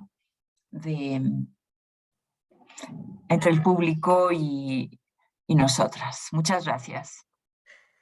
Gracias, Olga. Yo nada más quisiera decir una cosa que es muy interesante también en las diferencias que estamos observando, porque, o sea, tenemos estas 50 entrevistas en Tijuana y tenemos 30 en Guadalajara, ¿no? O sea, ya que empezamos a hacerlo. Y la diferencia de perfiles que estamos notando en uno y en otro espacio, que en el 2014 era como más parejito. O sea, no se notaba tanto esas diferencias. Por ejemplo, la diferencia de los desplazados internos, que hay muchos más desplazados internos, y luego los migrantes en tránsito varados en el norte y los migrantes que están en tránsito que están en Guadalajara. O sea, en Guadalajara todavía hay mucho flujo de migración en tránsito, ¿no? O sea, que sí van realmente de paso. Y obviamente en Tijuana, por ser ciudad fronteriza, pues están varados, ¿no? O sea, traen ahí uno. Nada más quería decir eso sobre cosas que me parecen interesantes de ir viendo. Gracias. Pues muchísimas gracias de verdad por esta presentación, por esta ponencia, de una claridad impresionante y una explicación tan sencilla, pero además profundidad muy interesante, ¿no? Estas dinámicas en Occidente y en el norte del país de esta noción de vulnerabilidad, combinado o enfocado, ¿no? Más bien en las capacidades. Entonces, yo creo que muchas de estas vulnerabilidades están también en el sur, ¿no? Las podemos identificar también en el sur completamente. Y yo creo que en el trayecto incluso se van agregando vulnerabilidades, ¿no? En el trayecto sur-norte. O sea, valdría la pena luego explorar como hacer esos contrastes. Muchas gracias por esta presentación. Abrimos la sesión de preguntas. Si en el chat revisé y no tenemos hasta ahorita preguntas, pero si alguien quiere, por favor, levante la mano y le vamos a dar el audio. Ligeia, por favor, y posteriormente la doctora Elisa. Adelante, Ligeia. Buenos días, perdón. Yo tengo dos preguntas, no sé si una para cada una o las dos para una. Me surgieron dos dudas en lo que ustedes platicaron el proyecto. ¿Ustedes han identificado alguna política pública o algún programa asistencial? O, por ejemplo, mencionaban la importancia de las ACE.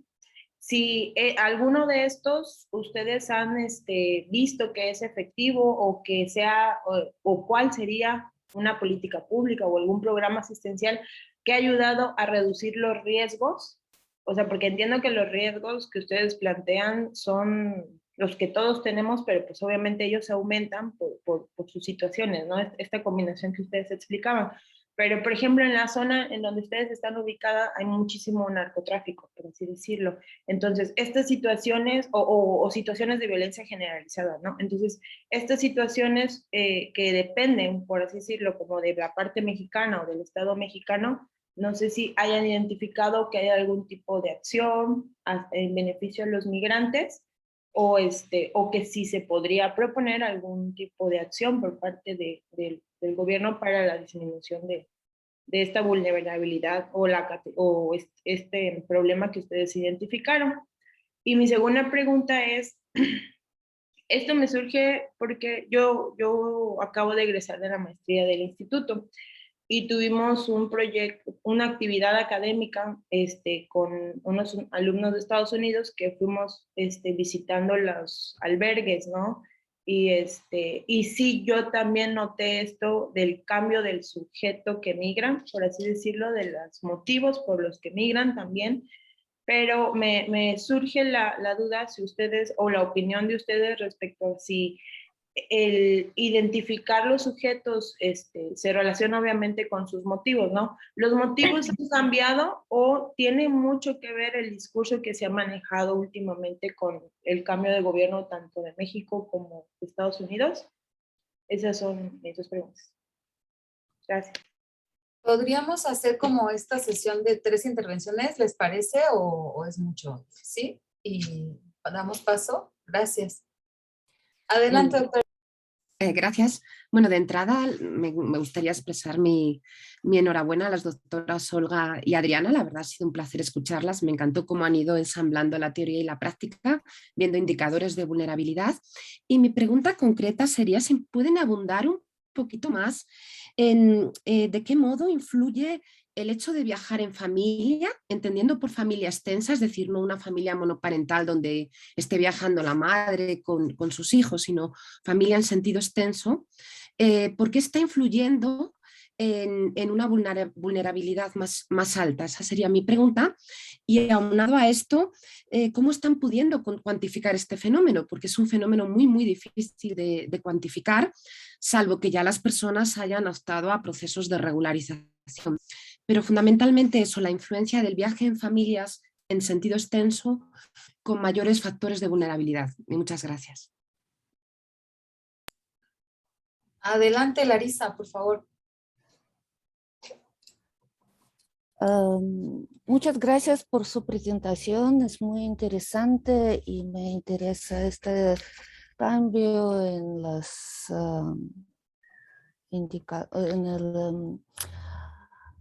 y aumento en vulnerabilidades de la población móvil que ustedes podían indicar en su investigación. Yo tengo dos preguntas, digamos, metodológicas. Primera, para saber cómo ustedes llegaron a estas conclusiones y tal vez provocar a ustedes pensar más. Esta primera es, quería clarificar, o tal vez yo no escuché bien o escuché y no me... estas entrevistas con las personas móviles, ustedes llevaron en los mismos sitios de investigación, por ejemplo, en los mismos albergues en 2014 y 2000. Segunda investigación, o fue cambios en albergues, por ejemplo. Es como fixar puntos de comparación. Si ustedes tienen un albergue y sí, es más de justificar dinámicas, ¿sí? Más fácil hacer comparaciones. Y otra, quería preguntar a ustedes o pedir a ustedes, ¿puede ustedes comentar sobre validez, no sé cómo, de aplicación de análisis cuantitativos con todos estos porcentajes a la material empírico cualitativo? Estas dos preguntas, por favor, gracias. Muchísimas gracias por las preguntas. Entonces, por favor, quien guste comenzar la participación, doctora Adriana o doctora Olga, adelante. Bueno, si quieres, yo digo algunas cosas y completas, Adriana. Sí, sobre políticas públicas se la voy a dejar más a Adriana, que está más en ello. Pero lo que a mí me llamó mucho la atención en Tijuana es que esta gente depende de los refugios, pero de sí misma y de los refugios y de sus redes, ¿no? O sea, impresionante ver cómo cuando son devueltos en caliente o son deportados en la frontera, es el Instituto Nacional de Migración los pone, avisa a los refugios y dicen, ahí te van. Y lo que puedan, ¿no? Lo que ustedes puedan. Eso llama mucho la atención. El fenómeno de desplazamiento interno ahora recién se acaba de pasar una ley sobre desplazados internos, donde va a haber, se supone, unos programas de asistencia, prevención y apoyo a este grupo que bueno, pues ya ha sido de alguna forma ubicado, que la Comisión Interamericana de Derechos Humanos ya desde el 2015 había alertado sobre estos movimientos en México, y la CNDH también había sacado un reporte sobre el problema, ¿no? Entonces, recién se ha pasado una ley que habrá que analizar.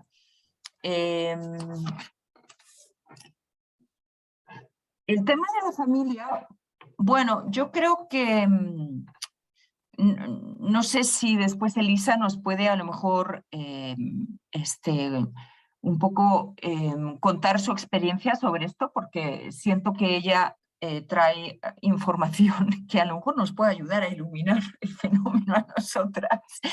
Pero en principio yo creo que una unidad familiar es más vulnerable en un proceso de movimiento humano porque tu capacidad de movimiento cambia muchísimo. Es decir, una persona sola, ya sea hombre o mujer, puede incluso decidir realizar un cruce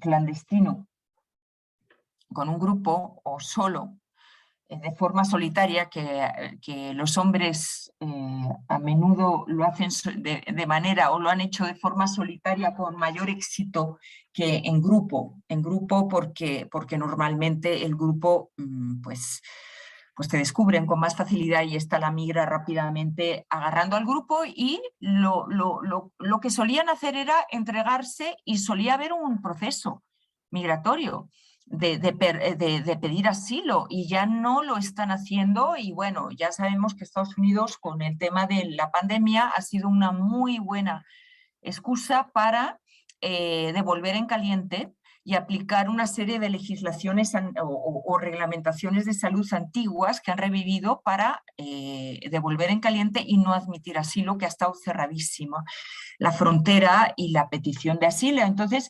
una familia primero tiene niños a los que hay que proveer, y esa es otra carga económica y otra carga de cuidado. Normalmente se tienen que ir a refugios para poder como sostener la familia, ¿no? Es una carga adicional, y ni digamos si es la familia monoparental, ¿no? En donde la mujer solamente está dando el cuidado, aunque vimos el caso de un hombre que iba, yo entrevisté a un hombre que iba solo con su niña, ¿no? Y que también tenía las mismas condiciones, y el pastor del refugio les daba clases a los hombres que iban solos con niños, para que pudieran hacer de mamá y de papá, ¿verdad? Y ¿cómo cuantificar?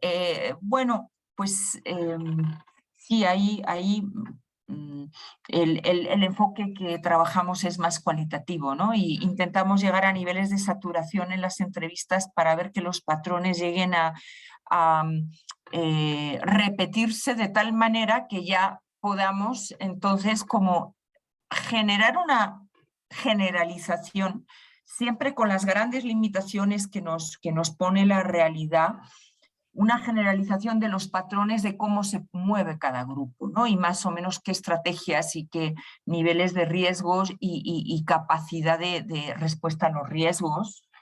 Y los mismos sitios, Larissa, cuando nos pide, fueron los mismos sitios de investigación, geográficamente hablando, y los mismos albergues, pues hemos tenido que hacer modificaciones de momento, porque al apelar en Guadalajara estaba más sencillo, porque FM4 fue nuestro punto básico de entrevistas, pero por ejemplo al apelar a Nogales, que fue nuestro otro punto de referencia en 2014, la directora del albergue de Nogales, que es ahora un albergue, antes era un comedor solamente, me dice: Olga, el 85-90% de la gente que tengo son desplazados internos mexicanos. Y digo, oh, vaya, ¿dónde voy a encontrar yo la diversidad migratoria aquí para poder empezar a ver cómo se mueve la realidad? Entonces no pudieron ser los mismos puntos por varias razones estratégicas, porque en Tijuana de repente teníamos una serie de contactos que nos apoyaban y nos ayudaban a ver esa diversidad, ¿no?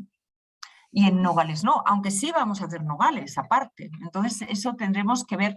El artículo que vamos a hacer no necesariamente es un artículo estrictamente comparativo entre la realidad del 14 y del 2020.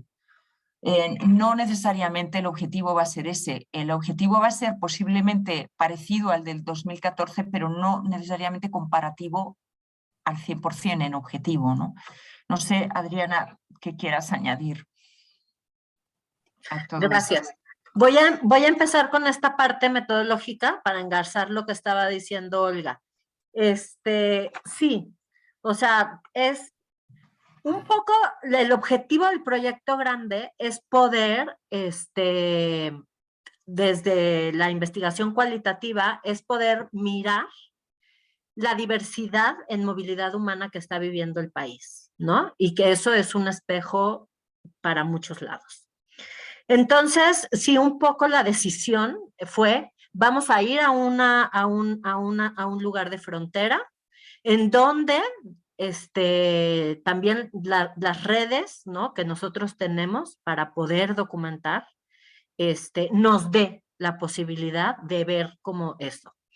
En Guadalajara, y bueno, parte también de la investigación de poder plasmar la diversidad tiene que ver con los apoyos y de sociedad civil y cómo eso también se ha transformado, ¿no? Entonces, en 2014 nosotros tuvimos acceso a FM4, porque FM4 era un comedor, ahora ya es albergue. Entonces, eso también lo vamos a tener que documentar. Y con otro de los albergues que ha trabajado mucho en Guadalajara es el del refugio y que atiende también diversidad migratoria, de refugiados también, y los escalabrinianos que trabajan con deportados desde el año pasado, ¿no? Entonces, eso es una manera diferente de decir, estamos haciendo la investigación comparando algunas tendencias, ¿no? Pero eso también significa que nosotros podemos ir a otros lugares para poder ver diferencias. Porque las cosas se han modificado también, ¿no? En los estados sobre esta atención. Entonces, sí, no es un estudio comparativo metodológicamente con el análisis comparativo, pero sí es utilizando los dos puntos, digamos, que se utilizaron, ¿no? De la región. Nomás que ahora nos vamos a ir a la frontera que vamos a Nogales. En Nogales tenemos el viaje en agosto. No, en agosto. Ay, Dios mío. En marzo. Los efectos del COVID que nos cambian, son los efectos del COVID que nos dejan trastocar la cabeza. Ahí disculparán. Sobre una cosa que tú pones muy interesante, Larisa, que es el tema de por qué presentamos los resultados con porcentajes si es una investigación cualitativa. Esto es un vicio que tenemos malo, que a la hora que nosotros empezamos a hacer las categorías, empezamos a dividir por porcentajes. Pero si tú te metes a las otras investigaciones, sí, lo transformamos en casos, por supuesto. Entonces sí, esos porcentajes ahorita es una manera de ubicarnos, ¿no? Porque pues es como nuestro grupo de estudio, no es una muestra, obviamente, es nuestro grupo de estudio, y de ese grupo de estudio nuestros porcentajes, pero es también una manera en que nosotros, ya después presentamos como casos específicos, por supuesto, sí, eso tienes toda la razón de hacernos ahí un revire metodológico. Ahora sí me voy a regresar a la pregunta de Ligeia. Muy interesante sobre el tema. Políticas públicas o organismos de sociedad civil que eviten riesgos. Esto ha sido un proceso en México. Es un proceso a partir de que sale la ley de migración, que sale el reglamento de la ley de migración y después salen las diferentes leyes que entran en materia de migración. ¿Sí? La de niños, niños y adolescentes, la de refugio y asilo, etcétera. Entonces, aquí lo interesante es que podemos reconocer que México, en materia de derechos humanos, ha hecho un esfuerzo por evitar riesgos a las personas. No siempre quedamos satisfechos con esos reglamentos y esas leyes. No. Sin embargo, se ha hecho un esfuerzo. Y me parece que el mayor esfuerzo tiene que ser no solamente desde lo federal, sino en lo estatal, con las leyes específicas de migración que veamos, que hayan logrado tropicalizar los instrumentos internacionales con las leyes federales. Entonces, yo te puedo decir, en el caso de Jalisco, ha sido gran avance que podamos haber contado ya con una ley de migración. En el Estado de México, bueno, en la Ciudad de México, con la Ley de Migración y Hospitalidad, por ejemplo, ¿no? No me acuerdo de los nombres exactos, pero algo así se llama. Entonces, Ese tipo de leyes, de reglamentos, nos ayudan a que vayamos avanzando en en evitar los riesgos. Y esto también nos va a ayudar a que dentro de los estados se puedan trasladar esas leyes federales, estatales, internacionales, ¿sí?, a los específicos de los reglamentos que tengan que ver con los accesos a derecho. Por ejemplo, ¿qué hace la ley del trabajo para tener una atención especializada a personas en movilidad? O sea, eso es un gran reto. Entonces, si nosotros empezamos a encontrar que eso sucede en los estados, verdaderamente vamos a decir, tenemos un gran avance. Y para eso estamos trabajando. Aquí en Jalisco, por ejemplo, trabajamos, y de hecho, el ITESO ayudó a la ley de documentación. ¿Cómo dar acceso a las personas a que puedan tener acceso a sus actas de nacimientos con mayor facilidad? ¿No? Todas estas personas que las retornaban de manera obligatoria, que no tenían actas de nacimiento mexicanas, pero que eran mexicanos, ¿no? Y cómo poderles dar acceso también a la educación. Entonces, se ayudó desde el Estado a que hubiera mucha más apertura. Y no solamente tenemos que hablar de política pública, sino tenemos que hablar de una educación y una formación en el Estado, una capacitación, para que la gente entienda que estas leyes internacionales, ¿no?, reglamentos, instrumentos internacionales, con las leyes federales, o sea, se tienen que trasladar directamente a las diferentes dependencias para que las personas puedan tener este acceso a derechos. Entonces, conocemos, sí, hay avances, o sea, desde la misma ley de migración, ¿no? Y si tú haces una revisión de todas las leyes de migración específicas en los estados, esas ya son avances para evitar riesgos en las personas. Y la otra cosa que ha sido muy interesante es el rol que han tenido los organismos internacionales y organizaciones, ONGs internacionales, en el Estado mexicano, en la política. Cómo la OIM se ha posicionado en el mismo Instituto Nacional de Migración. Cómo una ACNUR se ha posicionado y ha estado financiando, dando capacidades a muchísimas organizaciones de sociedad civil y también a muchísimas oficinas de gobierno. Entonces, esta entrada transnacional a nuestras políticas públicas ha sido muy relevante. Entonces, eso hay que ir viendo caso por caso, ¿no? Porque es difícil generalizar. Las organizaciones de sociedad civil, pues claro, están teniendo pues unas más y otras menos recursos, pero esto también tiene que ver un poco con la entrada de organizaciones internacionales, ¿no? También tenemos otro aquí, la GIZ, ¿no?, que es una de cooperación internacional alemana, que está poniendo muchísimo dinero en capacitación y en temas de integración, ¿no? Entonces, son cosas interesantes que hay que ir buscando. O sea, no es fácil. Yo te puedo hablar de cosas aquí en Jalisco, pero hay que irlas, ¿no?, monitoreando. Bueno, Elisa, me parece que Olga ya también te contestó bastante bien las preguntas, y con lo de Larisa también creo que ya salimos al quite. Gracias. Muchísimas gracias por sus respuestas. No sé si hubiese alguna otra pregunta. Si no, en tanto aprovecho, a mí me quedaron algunas preguntas, pero no quise abusar del micrófono y de mi papel de moderadora. Entonces, un poco hablaban de, bueno, esta vulnerabilidad moderada desaparece, ¿no?, en 2022, por lo menos con este análisis de entrevistas parcial que tienen, ¿no? Seguramente se va a modificar más adelante. Yo me preguntaba un poco si esta desaparece por que existen menores capacidades de las personas o porque existen mayores riesgos a los que están expuestos, porque entiendo que hacían como un balance entre riesgos y capacidades para determinar el nivel de vulnerabilidad. Entonces me preguntaba, ¿qué pasó ahí? O si han podido identificar qué pasó ahí. ¿Hay menores capacidades o existen mayores riesgos de las personas en movilidad? Y otra de las cosas que señalaban, por lo menos en esta última parte de trabajo de campo que me pareció muy interesante, es el acceso a la información, ¿no? Esta información para la toma de decisión.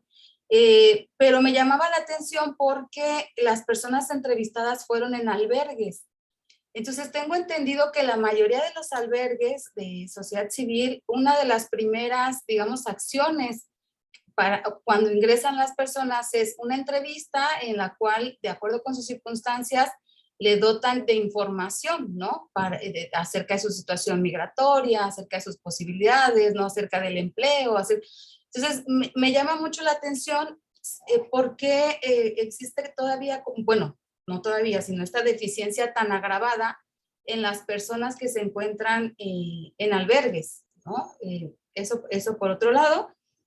Y también con relación a este concepto de interseccionalidad, cierto, en 2014 ya hablaban de la interseccionalidad de vulnerabilidades, aunque no lo mencionarán, pero ¿existe alguna razón metodológica por la que en aquel entonces no lo incluyeron como concepto poderoso y ahora lo están como retomando? ¿O es otra la razón? No sé, a lo mejor ahí está de fondo. Muchísimas gracias. No sé si hay alguien más que quiera participar y si no, dejamos con estas preguntas. Creo que con estas preguntas. Muchas gracias. Bueno, ¿quieres que inicie yo, Adriana? Sí. Bueno, lo de vulnerabilidad moderada, pues es una de las incógnitas, Ivonne, que vamos a tener que despejar, evidentemente. Esto es lo que un primer análisis arroja. ¿Por qué? Pues yo te puedo lanzar una hipótesis, pero no te puedo dar una respuesta ahora. Tenemos que seguir madurando y estas preguntas nos ayudan mucho a ir como viendo todos estos pequeños elementos, ¿no?, de análisis que debemos tener en cuenta. Cuando hablaba, y Adriana lo presentó, cuando ella hablaba del perfil moderado, que yo no presenté porque no lo encontré, hablaba de un mexicano que no sale por violencia de su lugar, que va a lo mejor en un grupito, que viaja en autobús por la ruta de Occidente, que va a pasar en Coyote porque la familia de Estados Unidos tiene la lana y le ha dado la lana para que pase en coyotaje, y que bueno, que acaban de salir de viaje hace 3-4 días y ya están en la frontera, ¿verdad? No tienen una acumulación de vulnerabilidad. Entonces, ¿por qué desaparece? Pues a lo mejor porque este migrante más, muy entre comillas, más clásico, pues ese migrante, pues ya no tenemos fácilmente, no encontramos ese perfil. O sea, estamos encontrando perfiles donde el conflicto, no solamente en México, que se ha complejizado enormemente este país a nivel causas de violencia y violencias distintas, el conflicto que encontramos, yo que sé, en países como Honduras, Guatemala, El Salvador, que se han recrudecido, donde, por ejemplo, los desplazamientos por cuestiones climáticas se han incrementado y han generado mayor grado de pobreza, mayor grado de desplazado, o una Cuba donde la precarización económica también no tenemos a cubanos en nuestro muestraje, pero ahí habría que buscarle también, porque hay una ola de cubanos también en este país, o venezolanos, donde el conflicto haya. Entonces, yo creo que los perfiles han cambiado, pero han cambiado porque este país ha cambiado mucho y porque incluso el nivel de crisis regional O incluso, si nos vamos a África, viendo este salto transatlántico de la migración africana, que normalmente se va por la ruta hacia Europa, por distintas rutas que tienen, de repente hay unos que deciden saltar para acá.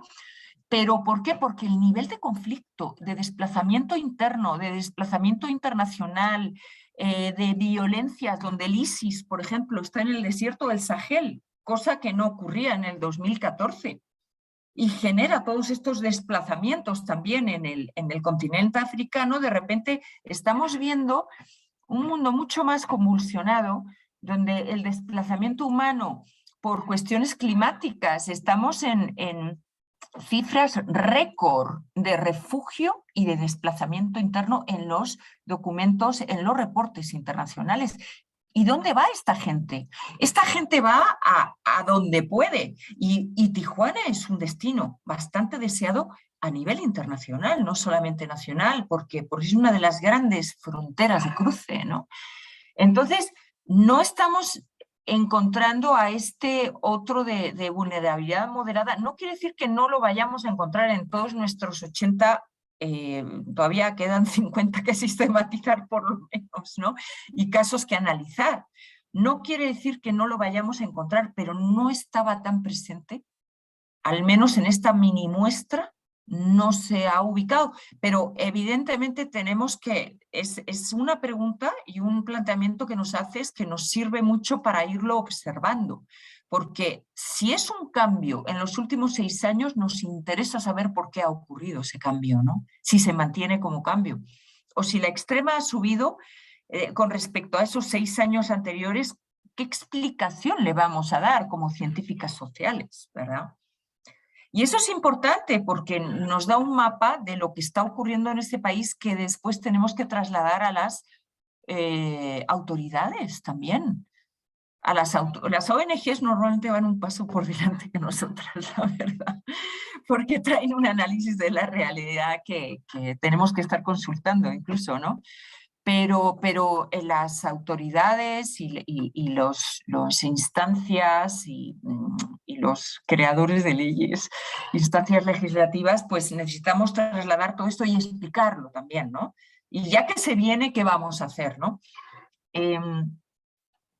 Con respecto al acceso a la información, de nuevo, me lo voy a guardar como un análisis a realizar, pero mi sensación, y es subjetiva, evidentemente, es que la incertidumbre andaba suelta por todos los lados, no solamente entre los migrantes, sino entre las instituciones. Es decir, ¿qué tan? Y me abordaron a mí, me acuerdo, en uno de los albergues, por la gente quería hablar con nosotros. La gente quería hablar con nosotros porque pensaba que nosotros teníamos respuestas a sus incógnitas. Me abordaron un grupo de 6 mujeres cuando yo ya salía de Embajadores de Cristo, que es donde enseñé esa fotografía de la piñata que organizó una de las investigadoras de la Ibero Tijuana. Y decían, ¿qué nos recomiendas hacer? ¿Qué hacemos? ¿Pedimos asilo? ¿Qué tantas posibilidades tenemos nosotros de pedir asilo? ¿Pero qué es mejor, pedirlo en Estados Unidos o pedirlo en México, no? O sea, había este nivel de incertidumbre. Yo les preguntaba, bueno, pero en el albergue, ¿qué tanta información te están dando y tal? Ellas me contestaban y también otra gente me dijo que no era fácil acceder a la información. Y en un albergue como Embajadores de Cristo, con 1.200 personas que asistir, este hacinamiento, este nivel de necesidad, es decir, dar de comer 3 veces al día a 1.200 bocas. Imagínate buscarte la vida para poder conseguir los recursos para a esta gente poderla alimentar, ¿no? O en Juventud 2000, otro de los albergues donde estuvimos, ya el hacinamiento ahí era realmente brutal, porque estaban en tiendas de campaña y cada tienda de campaña colindaba y se rozaba con la otra tienda de campaña y estaba lleno de niños y hombres con discapacidad, porque había algunos con las piernas rotas, que estaban en la tienda de campaña, que incluso yo tuve que acercarme a las tiendas de campaña a hacer la entrevista, porque no se podían mover y los niños estaban jugando y corriendo en un espacio que era a lo mejor de, no sé, 150 metros cuadrados y estábamos hablando de 500 personas ahí hacinadas. Entonces yo creo que la información es casi un lujo, ¿no? A nivel. Y ha habido tanta, en la frontera norte de México, con el tema de la pandemia, uno de los fenómenos que ha habido ha sido este pillaje que ha habido de todos estos grupos y este nivel de violencia ejercida sobre estos grupos que andan por ahí. No hemos estado en el Chaparral, en Tijuana, pero parece que el Chaparral, ese sí, valdría la pena hacer entrevistas ahí dentro, pero está tomado por las mafias. Hay un nivel de gente sola. Las familias se van a los refugios. Es que también depende de dónde vayas, te encuentras un perfil, ¿verdad? Si te vas al Chaparral, te vas a encontrar perfiles de mucha más gente sola que quiere cruzar a pie y que está buscando los coyotajes de momento y está esperando el momento del paso, ¿no? Pero está lleno de mafias.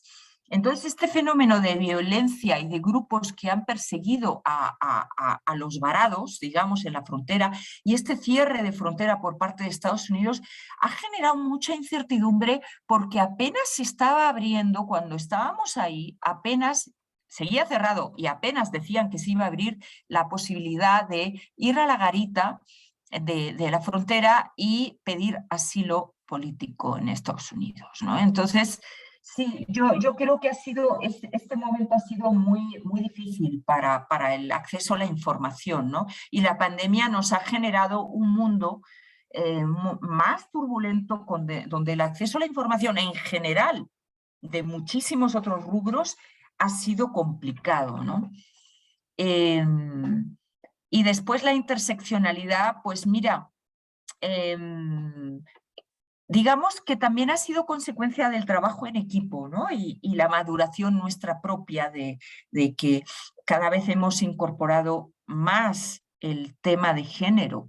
Si bien del trabajo del 2014 se generó otro artículo con perspectiva de género, porque se volvió a tomar la muestra dividiendo entre hombres y mujeres y las formas en que tenían de afrontar las violencias, el tipo de violencia a la que eran sometidos y las estrategias implementadas por cada...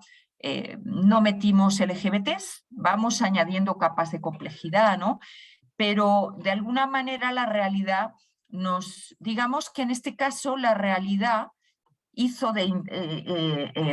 metió la interseccionalidad y no el mundo de las ideas teórico, meter la interseccionalidad para interpelar a la realidad, con lo cual, en el fondo, me gusta que la misma realidad vaya generando esta interseccionalidad y digas después, pues mira, lo podía haber metido, ¿no? Pero me habla bien de los procesos. Me gusta cómo de repente la realidad se interpone y cómo a veces nuestro mundo de ideas, a veces si no tenemos cuidado, nuestras ideas pueden incluso manipular la realidad, ¿no? Entonces este vaivén, ¿no? Entre lo que te arroja una realidad y lo que tu mundo de ideas preconcebido, con prejuicios, con subjetividades, hace por la realidad. Entonces este vaivén, pues a mí me gusta en lo personal.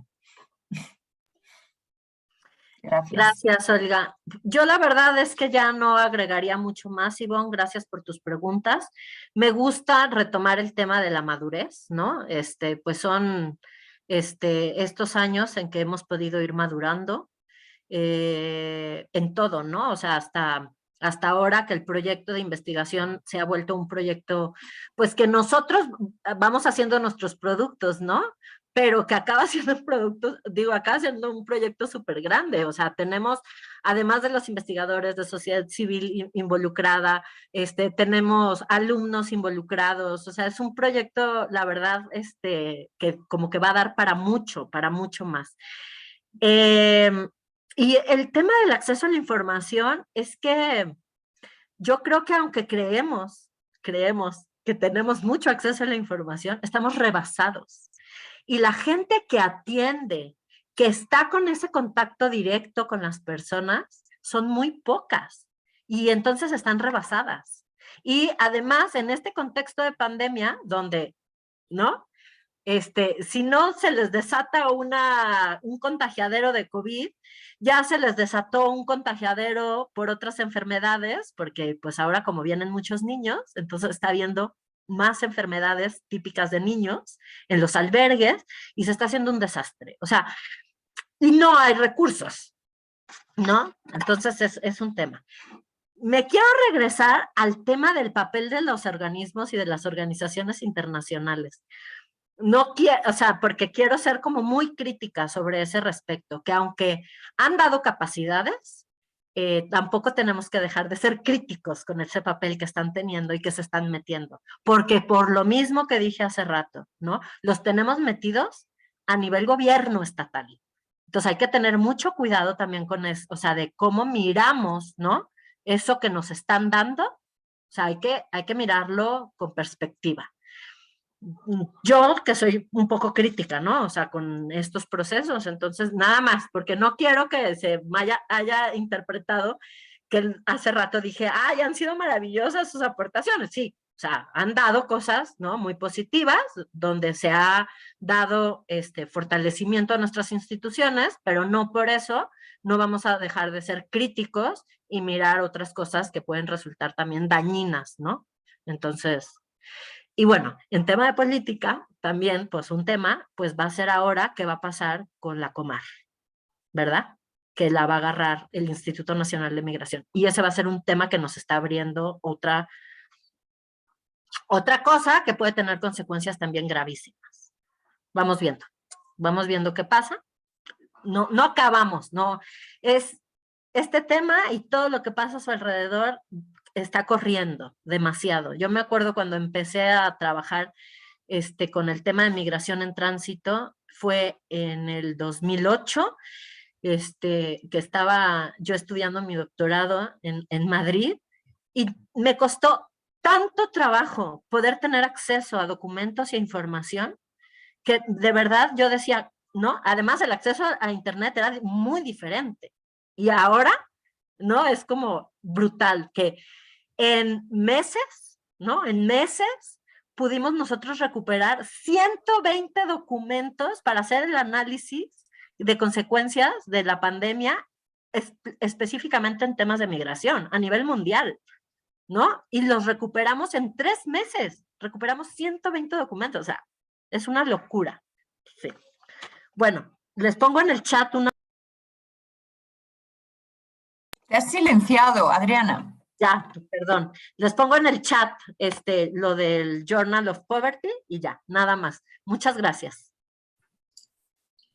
Al contrario, nosotras estamos, y la comunidad de la UNACH en general, y todos los aquí presentes, muy agradecidos con ustedes por esta ponencia tan clara, de verdad, por hacernos partícipes de estos proyectos que han venido desarrollando ya durante años, ¿no? Y por supuesto que han madurado, como bien ustedes mismas lo señalan. Yo creo que todos los proyectos son así, ¿no? Se van modificando en el camino. Al final la realidad efectivamente es la que nos está hablando y es a la que le tenemos que escuchar, ¿no? A la que le tenemos que hacer caso. Y en este tema de migración, que es tan cambiante, o sea, los 2 meses ya te cambió la realidad, ya te cambiaron los perfiles, hubieron circunstancias internacionales que modificaron, ¿no? Las tendencias completamente, o políticas internas que modificaron los movimientos. Entonces, muchísimas gracias de verdad, doctora Adriana, doctora Olga, por esta participación, por estas respuestas tan claras. Y yo pasaría, bueno, creo que ya no hay más preguntas de la audiencia, no veo manitas levantadas, entonces pasaría, por respeto también a su tiempo, hacia la entrega de las constancias, que nos va a hacer el favor de realizarlo la doctora Elisa García López, que es investigadora del Instituto de Investigaciones Jurídicas y además coordina el proyecto La Protección Jurídica de Niñas y Mujeres Migrantes en Frontera Sur. Entonces le cedo el uso de la voz a la doctora. Muchas gracias, Ivonne.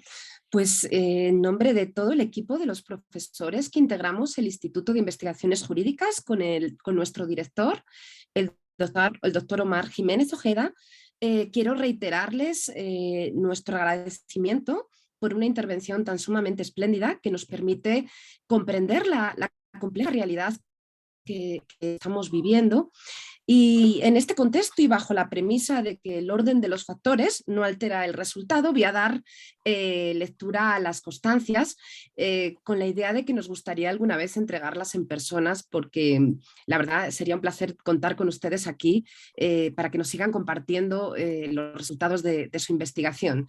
Pues dicho esto, voy a hacer lectura de la constancia. La Universidad Autónoma de Chiapas, a través del Instituto de Investigaciones Jurídicas, otorga la presente constancia a Adriana González Arias y a la doctora Olga Ayquín Araluce por su destacada participación con la ponencia Movilidad Humana en el Centro Norte del Occidente de México, tendencias regionales en el contexto internacional, dentro del escenario permanente, migración, género y derechos humanos, tendencias globales, impactos locales, llevado a cabo en la modalidad virtual el 2 de febrero del año 2022 en el marco del proyecto Cátedras 232, denominado La protección jurídica de niñas y mujeres migrantes en la frontera sur, por la conciencia de la necesidad de servir, y firma las presentes constancias nuestro director, el doctor Omar David Jiménez Ojeda. Reiterándoles nuestro agradecimiento, han sido casi 2 horas que se han pasado volando, con un mínimo de 50 personas aquí presentes. Pues deseamos volverlas a ver pronto, y yo cedo el uso de la palabra a la doctora Ivonne ya para que cierre el acto. Mil gracias.